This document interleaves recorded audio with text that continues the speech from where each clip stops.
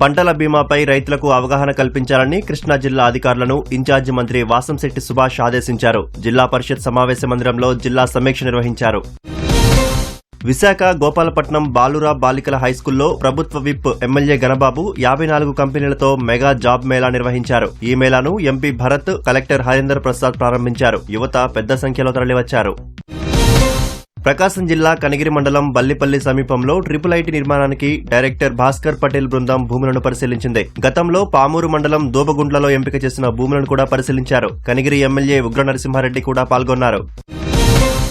కర్నూలు జిల్లా పంచలింగాల వద్ద నిర్మిస్తున్న రైల్వే కోచ్ ఫ్యాక్టరీని త్వరగా పూర్తి చేయాలని దక్షిణ మధ్య రైల్వే జీఎం అరుణ్ కుమార్ జైన్ ను ఎంపీ బస్తిపాటి నాగరాజు కోరారు. కర్నూలులో రైల్వే కోచ్ ఫ్యాక్టరీ పరిశీలనకు వచ్చిన జైన్ ను ఎంపీ కలిశారు.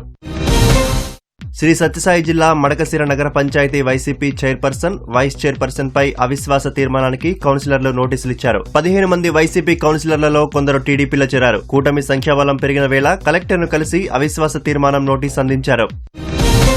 పహల్గాంలో ఉగ్రదాడి నేపథ్యంలో తిరుమలలో పోలీస్, విజిలెన్స్ అధికారులతో కలిసి ఆక్టోపస్ బలగాలు మాక్ డ్రిల్ నిర్వహించారు. ఉగ్రవాదులు చొరబడితే ఎలా ఎదుర్కోవాలి, భక్తులను ఎలా రక్షించాలి అనే విషయాలను కళ్లకు కట్టారు.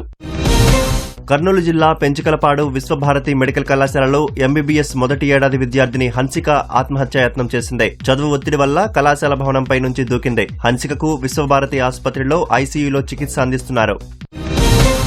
పల్నాడు జిల్లా మాచవరం మండలం కొత్తపాలెంలో బావిలో ఈతకు దిగి 2 విద్యార్థులు నీటిలో మునిగిపోయారు. మృతులను 9 ఏళ్ల జస్వంత్, 16 ఏళ్ల యేసురాజుగా గుర్తించారు. తూర్పుగోదావరి జిల్లా నిడదవోలు మండలం తాడిమళ్లలో విషాదం చోటు చేసుకుంది. కొబ్బరి చెట్టుపై కాయలు తీస్తుండగా విద్యుత్ వైర్ తగిలి 22 ఏళ్ల ధనరాజు అక్కడికక్కడే మరణించాడు. మృతుడి కుటుంబానికి అండగా ఉంటామని మంత్రి కందుల దుర్గేష్ భరోసా ఇచ్చారు.